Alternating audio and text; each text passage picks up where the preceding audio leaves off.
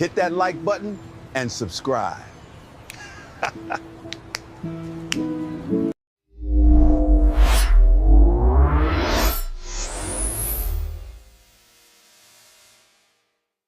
This video presents an intelligence briefing on Operation Epic Fury, the U.S.-Israel preemptive strike on Iran, conducted on February 28, 2026. This operation fundamentally changed the geopolitical reality. This multi-domain strike fundamentally alters the Middle Eastern balance of power. Operation Epic Fury and Roaring Lion struck over 1,000 targets and eliminated more than 40 senior commanders, including Supreme Leader Ayatollah Ali Khamenei. Iran retaliated with ballistic missiles targeting U.S. and Israeli bases, and a global diplomatic scramble has ensued. Coalition forces targeted the absolute nerve center of the Iranian government. The objective was to decapitate leadership, neutralize nuclear and drone threats, and eliminate the armed forces chief of staff. The Supreme Leader's compound was leveled, confirming the death of Ayatollah Ali Khamenei and over 40 high-ranking officials. Two massive floating cities were brought directly to Iran's doorstep. The USS Gerald R. Ford strike was positioned in the west, and the USS Abraham Lincoln Carrier Strike Group approached from the south and east. F-15E Strike Eagles launched from coalition bases in Jordan and the UAE. Mathematical choreography ensured a simultaneous impact across the country. Using the tactic, time on target, munitions were deployed from completely different global coordinates and times. Missiles and bombs struck multiple Iranian cities at the exact same second, causing a total systemic shock to the regime. Electronic warfare and decoys completely blinded Iranian radar operators. Hundreds of Admiral 160 ML decoy drones made U.S. and Israeli stealth fighters, including F-35s and F-22 Raptors, undetectable as they sliced through Iranian airspace. A coordinated three-wave assault degraded nuclear and missile capabilities. Wave 1, blind the enemy, used Tomahawk cruise missiles. Wave 2, crushed the core, involved B-2 Spirit bombers dropping 2,000-pound bombs on strategic sites. Wave 3, sever the limbs, saw F-15E Strike Eagles hunting mobile ballistic missile launchers. Iran retaliated with massive ballistic missile and drone swarms. Targets included Israel, Bahrain, the UAE, Kuwait, and Qatar. Sirens sounded across Tel Aviv and Jerusalem.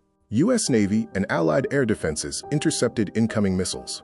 The immediate human toll of the exchange included 3 U.S. casualties, 8 Israeli civilian casualties, and over 201 Iranian casualties, including 40-plus senior military commanders. Operation Epic Fury is the climax of a 45-year shadow war against American interests, tracing back to the 1979 U.S. Embassy hostage crisis, and including major bombings in 1983, 1996, and the use of EFP landmines in the 2000s. Global alliances fracture and consolidate in the immediate aftermath. The UK grants U.S. forces access to bases. France and Germany condemn Iran's retaliation. Russia condemns the U.S.-Israel strike. Commercial airspace across the region is completely closed. Counterterrorism officials are on high alert for domestic sleeper cells. FBI and intelligence agencies are monitoring Hezbollah and Hamas sympathizers. The risk of violent domestic action is at its peak, following a mass shooting incident in Austin, Texas, under investigation as potential terrorism. A sharp domestic political divide exists over the necessity of the strike. The administration called it a necessary operation, while the opposition denounced it as a reckless and unconstitutional war of choice, though some praised it as historic. A historic succession crisis threatens the stability of the Islamic Republic with the death of the supreme leader. Iran must select a new supreme leader, facing a vacuum of power, potential hardline successors, and the threat of internal fracture. The diplomatic paradox is whether this leads to total war or a negotiated settlement. The threat of escalation from IRGC hardliners conflicts with new potential leadership requesting diplomatic talks. Isolated military units indicate a disconnect in Iranian command and control. Energy markets brace for severe disruption in the Strait of Hormuz. Brent crude and NYMEX light sweet oil jumped nearly 10%.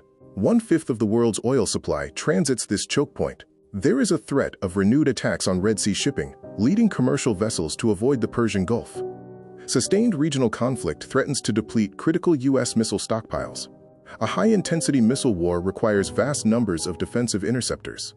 U.S. production of Patriot missiles is limited, and existing inventories are already severely drawn down by previous conflicts. The strategic outlook presents three potential paths forward: regime collapse, protracted regional war, or negotiated de-escalation. These outcomes range from destabilization and civil uprising to a multi-year conflict or stability achieved through talks and sanctions relief. The strategic paradigm of the Middle East has been permanently altered. Tactical supremacy was proven, but vulnerabilities in U.S. supply chains were exposed. The ultimate success hinges on whether the resulting Iranian power vacuum yields a moderate transition or a more dangerous, desperate regime. Oh, hit the like button and subscribe. And hit that damn bell.